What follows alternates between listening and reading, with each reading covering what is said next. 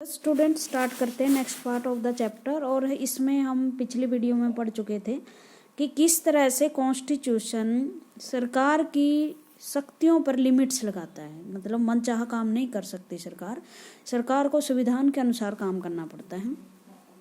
आगे पढ़ते हैं। Constitution limit the power of government in many ways. बहुत तरीके से गवर्नमेंट पर की पावर पर प्रतिबंध लगाता है।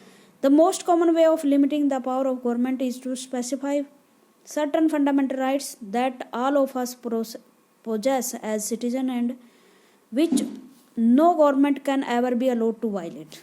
सबसे पहले जो एक फर्स्ट पॉइंट है वो ये है कि संविधान में फंडामेंटल राइट्स की बात की है और फंडामेंटल राइट्स हमेशा नेगेटिव होते हैं। ये नेगेटिव का मतलब ये है कि ये सरकार पर को कुछ करने पर प्रतिबंध लगाते हैं कि आप ये चीज़ नहीं कर सकते। मान लो स्वतंत्रता का अधिकार है, आपका राइट टू फ्रीडम है, तो राइट ऑफ फ्रीडम के अनुसार ये लिमिट लगाई जाती है गवर्नमेंट के कामों पर कि आप समाचार पत्रों की फ्रीडम को वायलेट नहीं कर सकते, उनको मनचाहा लिखने के लिए नहीं बोल सकते। मनचाहा मतलब सरकार जो चाहती है उसे लिखवा नहीं सकते। अगर हमें राइट है अपना मत एक्सप्रेस करने का, जैसे आप वोट के माध्यम से करते हो, तो गवर्नमेंट हम पे दबाव नहीं डाल सकती, हम उनके तरीके से वोट डालें। तो एक तो काम है फंडामेंटल राइट्स। दूसरा जैसे एक अधिकार हमारा राइट टू इक्वालिटी है, तो सरकार ऐसा कोई काम ना करे जिससे व्यक्ति की समानता भंग हो।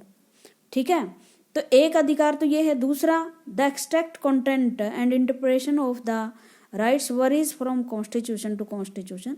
ये एक अलग बात है कि कॉन्स्टिट्यूशन टू कॉन्स्टिट्यूशन मतलब हर कॉन्स्टिट्यूशन में राइट्स की अलग परिभाषा है। Citizen will be protected from being arrested arbitrary. जैसे हमारे देश में एक कानून है आर्टिकल 20 में कि किसी भी व्यक्ति को निरंकुश तानाशाही से गिरफ्तार नहीं किया जा सकता। मतलब अगर किसी व्यक्ति ने दोष नहीं किया, कोई भी ऐसा काम नहीं किया, कानून नहीं तोड़ा, उसको आप आर्बिट्रेरी रूप से मतलब मन मर्जी से गिरफ्तार नहीं कर सकते। उसके गिरफ्तार तभी किया जा सकता है अगर उसने किसी कानून का वायलेशन किया हो, और वो भी प्रॉपर तरीके से। This is one basic limitation upon the power of government. और ये एक बेसिक लिमिटेशन है गवर्नमेंट की पावर पर। Citizen will normally have the right to some basic liberties. Citizens के पास कुछ बेसिक राइट्स होते हैं, लिबर्टी होती है, जैसे right to freedom of speech and expression.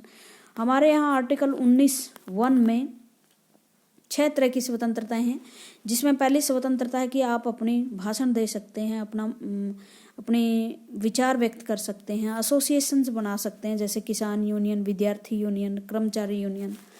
उसके बाद आप अपना बिजनेस कर सकते हैं, conduct a trade and business.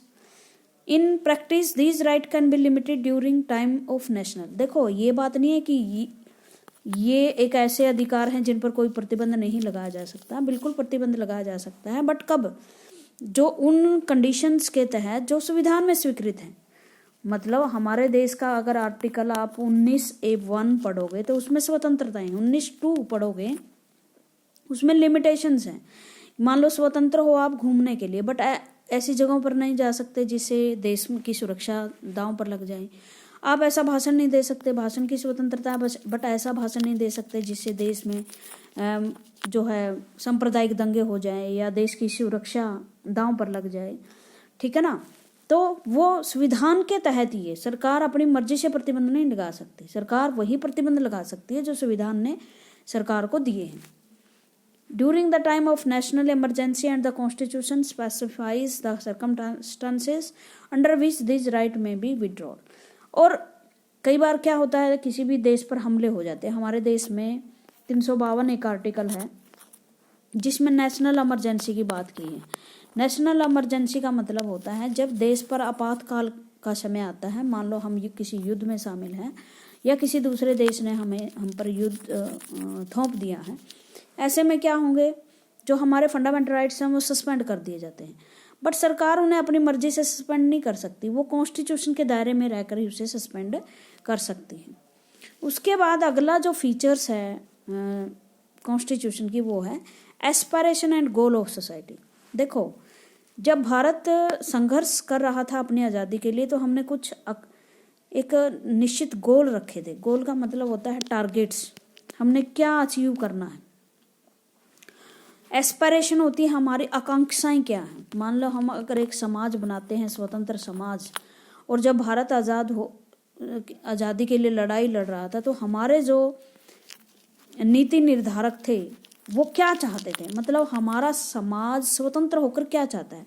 जैसे हमारा समाज चाहता है, देश चाहता है कि सबको फंडामेंटल राइट्स मिले, सबका कल्याण हो, सबकी विकास में भागीदारी हो, सबका जीवन अच्छा हो, सबकी लाइफ प्रोटेक्टेड हो, सबको स्वतंत्रताएं हो। यही होता है ना एक सोसाइटी के गोल्स। तो जो कॉन्स्टिट्यूशन है वो सोसाइटी के गोल्स ही तो पूरा करने के लिए बनाया गया है। हमारे देश के पार्ट 3 में फंडामेंटल राइट्स हैं, वो बिल्कुल ये बताता है कि हम अपने नागरिकों को क्या देना चाहते हैं, हमारा ये संविधान बनाने के पीछे क्या गोल है, क्या उद्देश्य है।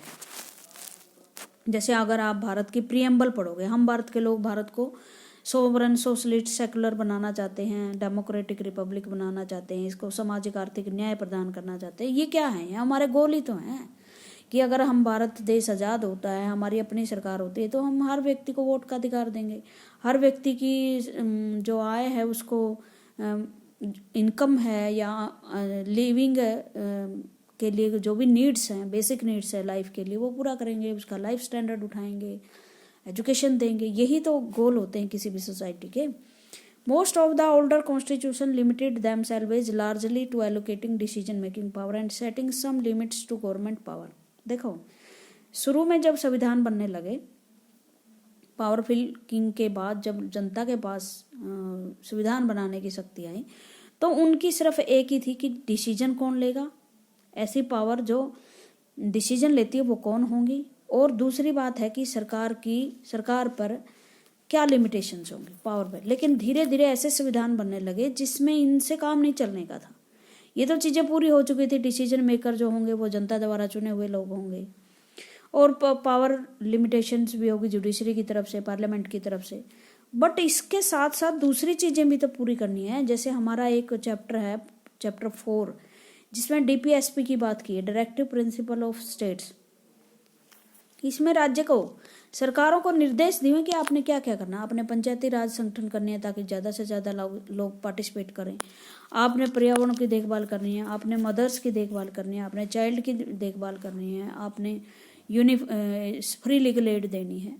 ये फंडामेंटल राइट्स तो नहीं है, बट DPSP में है, भारत के संविधान में है, उनका विशेष महत्व है, उसको हम पढ़ेंगे आगे। बट मैनी 20th सेंचुरी, लेकिन 20वीं शताब्दी में कॉन्स्टिट्यूशन जो बने, जैसे इंडियन कॉन्स्टिट्यूशन बना, सबसे बढ़िया एग्जाम्पल है, सबसे लंबा संविधान हमारा। And also provide an enabling framework for the government to do certain positive things. और इससे ही काम नहीं चलने का था, हमें कुछ और भी सकारात्मक चीज़ें देनी थी, और उसमें था कि to express the aspiration and goal of the society.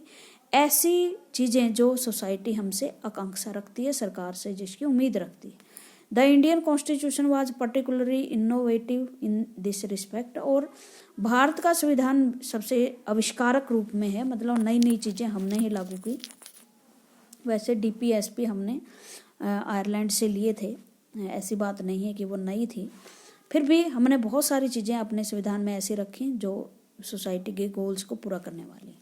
Societies with deep entrenched inequality of various kind. जैसे भारत का इनोवेटिव क्यों है, क्योंकि भारत की जो सोसाइटी है वो बहुत सारे डीप इंट्रेंस से फिलफिल है, मतलब असमानताएं बहुत है हमारे यहाँ, जाति के आधार पर, धर्म के आधार पर, जेंडर के आधार पर, भाषाओं के आधार पर देश बिखरा पड़ा है। will not only have to set limits on the power of government, they will also have to enable and empower। तो लेकिन ये जो इस तरह के ट्रेंचेज हैं हमारे देश में, इस तरह के खाइयाँ हैं, इस तरह के गैप्स हैं, इनक्वालिटीज़ हैं, वो सरकार को कमज़ोर करने वाली ना होकर उसको पावरफुल बनाए। मतलब अगर हमने सबके को इक्वलिटी दी है तो हमने क्या किया है, सबको इक्वलिटी देकर हमने समाज को जोड़ा है, और समाज जब जुड़ता है तो आपकी सरकार भी पावरफुल होती है। ठीक है, तो ये नेहरू जी का कार्टून है, ये बड़ा बैलेंस स्थापित करने की कोशिश कर रहे हैं। For example, India aspire to be a society that, ये म्यूजिशियन होते हैं ना जैसे, वैसे बैलेंस स्थापित करते हैं, एक बार वो बोलते हैं एक बार वो बोलते हैं। तो हमारे संविधान में भी ऐसी ही कोशिश की गई है। Free of caste discriminations, if this is our society aspiration the government will have to be enabled and empowered to take all the necessary step to achieve this goal. और हमारा एक गोल है कि हम सभी धर्मों, जातियों, लिंग, भाषाओं में हम समानता लेकर आए। तो ये सारी चीज़ें हमने कहाँ लिख दी? अपने संविधान में लिख दी। हमारे संविधान का आर्टिकल 15, 14, 16 ये कहता है कि हमारे यहाँ कोई डिस्क्रिमिनेशन होगा नहीं लिंग, जाति, धर्म, रेश के आधार पर। In a country like South Africa which had a deep history of radical racial discrimination, South Africa जैसे देश जहाँ पर बहुत ज़्यादा जातीय डिस्क्रिमिनेशन रहा, नस्ली आधार पर, जातीय नहीं नस्ली, जैसे गोरे और काले लोगों का में भेदभाव, उसने नया कॉन्स्टिट्यूशन जब बनाया तो गवर्नमेंट, जब वो मूल अफ्रीकी देशों की थी, बट उन्होंने कहा कि अब हम आगे रेशियल डिस्क्रिमिनेशन नहीं करेंगे। अब पहले हमारे देश में गोरों, वाइट पीपल ने रेशियल डिस्क्रिमिनेशन की जब उनका शासन था, बट अब चाहे हमारे पास जो मूल रूप से काले लोग हैं, हमारे पास अगर पावर है तो हम भी रेशियल डिस्क्रिमिनेशन नहीं करेंगे, मतलब हम श्वेतों के प्रति गलत व्यवहार नहीं करेंगे, उनको दबाएंगे नहीं। मोर पॉजिटिवली ए कॉन्स्टिट्यूशन में inserting the aspiration of the society, इस तरह से जो कॉन्स्टिट्यूशन है सोसाइटी की आकांक्षाओं को दर्शाता है। द आकांक्षा का मतलब इच्छाएं क्या है हमारी। The framer of the Indian constitution for example thought that each individual in the society should have all that is necessary for them to lead a life of minimal dignity and social respect। Minimum हमारे जो framer थे जब वो स्वतंत्रता की लड़ाई लड़ रहे थे, तो उनकी एक आकांक्षा थी कि जब भारत आज़ाद होगा तो ऐसे सोसाइटी की स्थापना होगी जहाँ पर हर व्यक्ति की गरिमा का ख्याल रखा जाए, सबको सोशल रिस्पेक्ट मिले, सबके पास कम से कम इतना तो हो कि वो अपनी बेसिक नीड्स पूरी कर सकें, एजुकेशन दे सकें। और इस वजह से हमने कल्याणकारी कॉन्स्टिट्यूशन की स्थापना की, ताकि सरकार ऐसे कदम उठाए जो एक वेलफेयर स्टेट का सपना पूरा कर सके, कल्याणकारी राज्य का सपना पूरा कर सके। ठीक है, तो इसीलिए हमारे देश की जो प्रियम्बल है, प्रियम्बल मीन्स प्रस्तावना है जिसमें हम भारत के लोग भारत को ये बनाना चाहते हैं, उसमें भारत के जो फ्रेमर थे उनकी एस्पायरेशन झलकती है कि हम भविष्य में भारत में जो सोसाइटी है उसे ऐसा बनाना चाहते हैं। और दूसरी बात, फंडामेंटल राइट्स और डायरेक्टिव प्रिंसिपल, इन सब में कल्याणकारी राज्य और लोगों की आकांक्षाओं की पूर्ति का प्रयास किया गया। तो फोर्थ इसकी फंक्शन हुए, the fourth function of the constitution is to enable the government to fulfil and aspiration of the society and create condition for a just society. तो कॉन्स्टिट्यूशन का काम है कि सोसाइटी के आकांक्षाओं को पूरा करे, आकांक्षा में इच्छाओं को पूरा करे, और एक ऐसी सोसाइटी पैदा करे जो न्याय पर आधारित हो। मतलब ऐसी सोसाइटी नहीं जिसमें धार्मिक भेदभाव हो, जेंडरिक भेदभाव हो या रेशियल भेदभाव हो, नहीं, ऐसी सोसाइटी जो समानता के आधार पर चलती हो, ऐसी सोसाइटी जिसमें गरीब अमीर का भेदभाव कम से कम हो, ऐसी सोसाइटी जिसमें गरीब से गरीब व्यक्ति का भी कल्याण हो सके।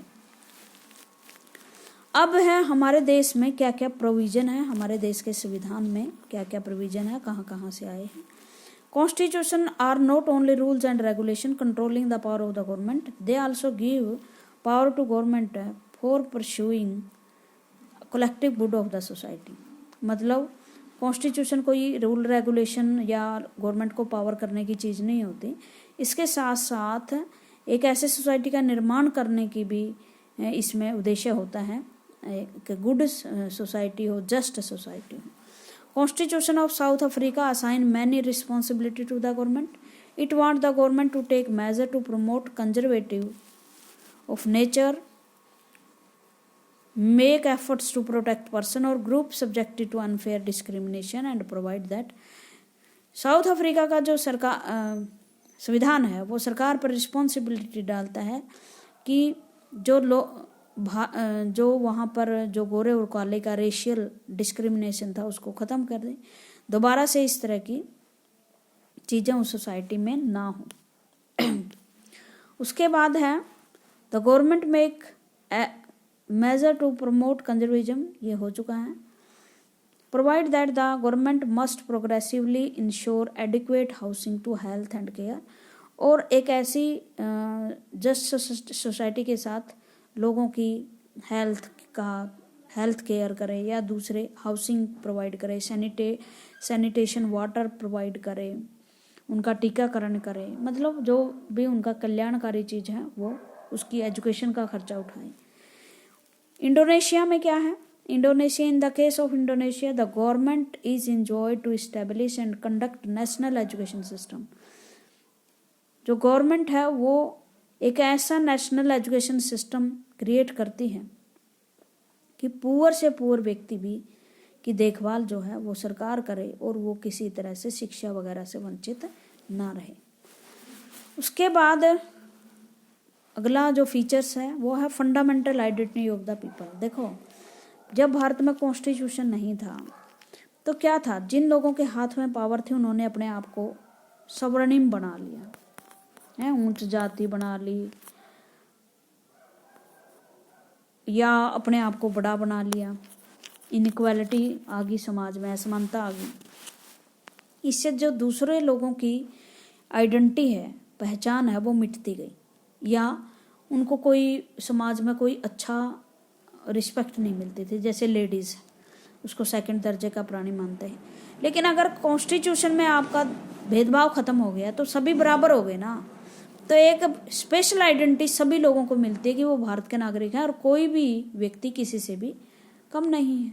इसलिए सबको एक गौरव मिलता है ना कि हम किसी से कम नहीं हैं। Finally the end perhaps even most importantly a constitution express the fundamental identity of A people. इससे लोगों की एक मौलिक पहचान ये है, सारी तरह की पहचान खत्म करके कि आप किसी भी धर्म जाति के मेंबर हो, एक ही पहचान दे दी कि आप एक भारत के नागरिक हो। This means the people as a collective entity come into being only through the basic constitution. It is by agreeing to a basic set of norms about how one should be governed and who should be governed. इससे एक है कि सभी एक चीज़ पे decide agree हो जाते हैं, सभी लोग एक ऐसे सिस्टम पर एग्री हो जाते हैं कि हमारे ऊपर रूल कौन करेगा और उसे वो रूल करेगा क्यों। एक तो कौन करेगा, जैसे हमारे देश में रूल कौन करते हैं, चुने हुए प्रतिनिधि करते हैं। और क्यों करते हैं, क्योंकि हम उन्हें चुनते हैं। उसके बाद है वन हैज, और इससे क्या होती है, एक कलेक्टिव आइडेंटिटी होती है कि सारे भारत में यही सिस्टम है। ये नहीं है कि तमिलनाडु में कुछ और तरह के लोग गवर्न कर रहे हैं, रूल कर रहे हैं, और तरह का रूल वहाँ चल रहा है। One has many set of identities that exist prior to the constitution. जब तक कॉन्स्टिट्यूशन नहीं बना तो हमारे पास बहुत सारी आइडेंटिटी थी कि मैं एक तमिलनाडु का व्यक्ति हूँ, या मैं एक तेलुगु व्यक्ति हूँ, मेरी भाषा ये है, और मैं एक स्त्री हूँ, या मैं एक विशेष जाति से संबंध रखता हूँ, या एक मैं धर्म से संबंध रखता हूँ। बट कॉन्स्टिट्यूशन के बाद आपको क्या मिल गई, जब आप एक नॉर्म पे, एक कॉन्स्टिट्यूशन पे सहमत हो जाते हैं तो आपकी एक ही पॉलिटिकल आइडेंटिटी होती है। आपको वोट का अधिकार मिलता है कि आप 18 साल के वयस्क हैं और इसके अनुसार भारत के संविधान के अनुसार आप वोट के अधिकारी हैं। सेकंड बात यह है कि constitutional norms are the over reaching framework within which one pursue individual aspiration, goal and freedom. The Constitution set authoritative concentrate upon what one may or may not do. इसके साथ साथ constitution एक ऐसी authority प्रदान करता है कि एक व्यक्ति को क्या करना चाहिए और क्या नहीं, कौन से प्रतिबंध लगाने चाहिए उसके ऊपर, कौन से नहीं लगाने चाहिए। It defines the fundamental values that, इसके साथ साथ ये वैल्यू तय करता है। अगर भारत का संविधान देखोगे तो उसमें कुछ हमारे मूल कर्तव्य भी दिए गए, तो इसके साथ जो एस्पायरेशन, जो गोल हमने तय किए, उसको गोल को मनुष्य तभी तो अचीव कर सकता है जब वो अपने कर्तव्यों को सही ढंग से पहचाने। मतलब अगर आपको फंडामेंटल राइट्स चाहिए तो फंडामेंटल ड्यूटीज भी तो आपने करनी है। तो it defines the fundamental value that may not be trespass. इसका मतलब ये है कि आपको अधिकार तो मिल गए, बट इसके साथ साथ आपकी एक वैल्यूज भी है जिसके आधार पर आप इनसे ज़्यादा फ्रीडम का प्रयोग ना करें जो सोसाइटी के लिए एक मुश्किल बन जाए। So the constitution also give a moral identity. इससे हमारी एक नैतिक पहचान मिलती है कि हमारे सबके साझे कुछ ड्यूटीज हैं और वो ड्यूटी हमें पूरी करनी है। Third and finally it may be the case that many basic political and moral value are now shared across different constitution traditions। और इसके साथ साथ बहुत सारे वैल्यूज और मोरल जो हमारे संविधान में नहीं लिखे बट हमने एक परंपराएं बना ली, ठीक है, परंपरा बनाकर हमने उसको समाज में लागू कर दिया और वो मानने भी जाने लगी। जैसे हमारे देश में क्या है,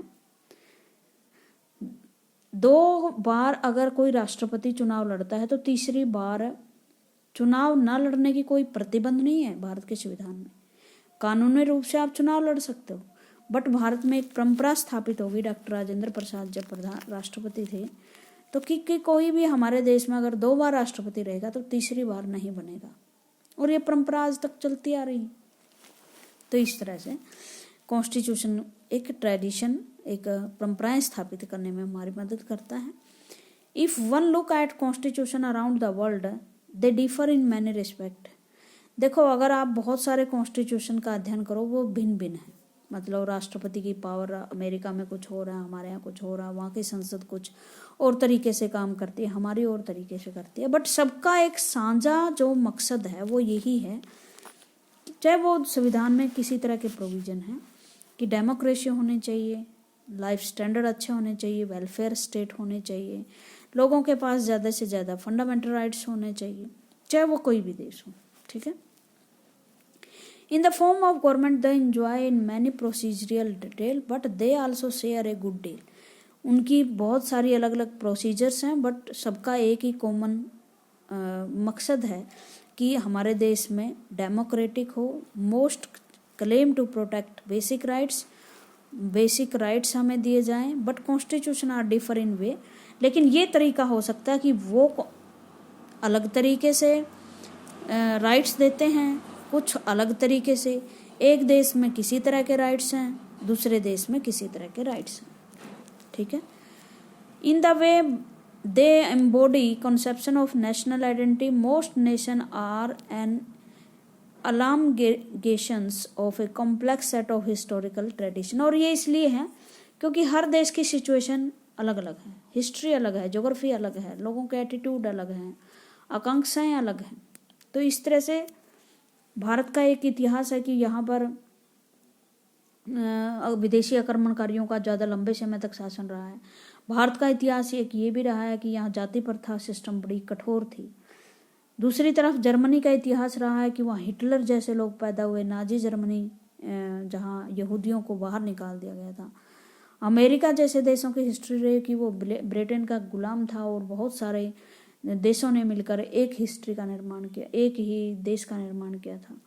तो इस तरह से क्योंकि इनकी सिचुएशंस, उनकी हिस्ट्री, उनकी चीज़ें जो भी हैं अलग अलग होती हैं, उनकी सोच अलग अलग होती है, तो इस वजह से वो कॉन्स्टिट्यूशन भी अलग अलग बना लेते हैं, ठीक है। ये कुछ दिया हुआ है सिचुएशन के हिसाब से। आपने एक नाम सुना होगा सद्दाम हुसैन का, इराक का लीडर था ये और निरंकुश तानाशाह था। अमेरिका ने इसके मार गिराया था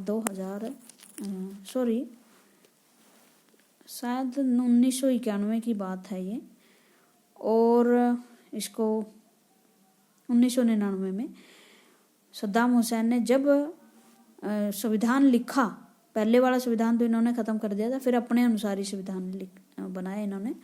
the writing of new Iraqi constitution after the collapse of Saddam Hussein regime saw a lot of conflict between different ethnic groups in the country. वही बात बता रहे हैं कि सद्दाम हुसैन की डेथ हुई, इन्होंने अपना एक संविधान बनाया हुआ था, बट उसके बाद उसके गिरने के बाद जो वहाँ डिफरेंट डिफरेंट एथनिक ग्रुप्स थे, सिया, सुन्नी, क्रिश्चियंस, वे अलग अलग से लड़ने लगे। कोई कह रहा हमें अधिकार दीजिए, ऐसा संविधान नहीं होना चाहिए, वैसा संविधान होना चाहिए। तो ये कॉन्फ्लिक्ट दिखाया गया।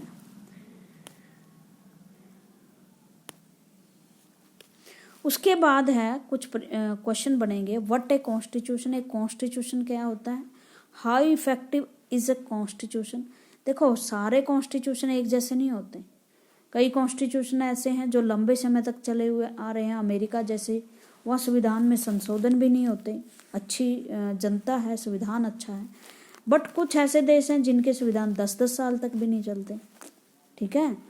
जैसे हमारे देश के संविधान के बारे में जिस व्यक्ति ने एक बड़े अच्छे रॉबर्ट जेनिंग्स साहब हैं, उन्होंने भारत के कॉन्स्टिट्यूशन पे काफ़ी लिखा है, कहा था कि ये संविधान 10 साल तक नहीं चलेगा। और उनकी के साथ उन्होंने बर्मा का संविधान, श्रीलंका का संविधान बनाया था, उसको बुलाया गया था संविधान बनाने के लिए। वो संविधान 10 साल तक नहीं चला, हमारा संविधान लगातार इतने सालों तक चल रहा है। तो इज ए कॉन्स्टिट्यूशन जस्ट। और एक बड़ी बात ये है, आपसे पूछा है कि सारे कॉन्स्टिट्यूशन न्याय का स्थापना करने वाले होते हैं, बट ये दिमाग से निकाल दो, कॉन्स्टिट्यूशन होना कॉन्स्टिट्यूशनिज्म नहीं होता। हिटलर का भी संविधान था, वो कोई जस्ट न्याय वाला नहीं था। तो कॉन्स्टिट्यूशन तो व्यक्तियों के हाथों की कठपुतली है, जैसा चाहोगे वैसा बना लोगे, ठीक है। जैसे पाकिस्तान के जो एक मिलिट्री रूलर थे परवेज मुशर्रफ, उन्होंने अपने अनुसार सारा संविधान बदल लिया था पाकिस्तान का। हमारे देश में भी बहुत सारे परिवर्तन हुए इंदिरा गांधी के टाइम, जब इमरजेंसी लागू हुई, 42वां संविधान संशोधन किया, जिसमें संविधान को बिल्कुल में काफ़ी चेंजेस किए। बट बाद में हमारे देश में गहरी लोकतांत्रिक जड़ें हैं, तो 44वां संविधान संशोधन आया और सारी वो गलत जो चीज़ें थी संविधान में ऐड की थी किसी को लाभ पहुंचाने के लिए, वो ख़त्म हो गई, ठीक है। तो इसको आगे डिस्कस करेंगे। Thank you very much.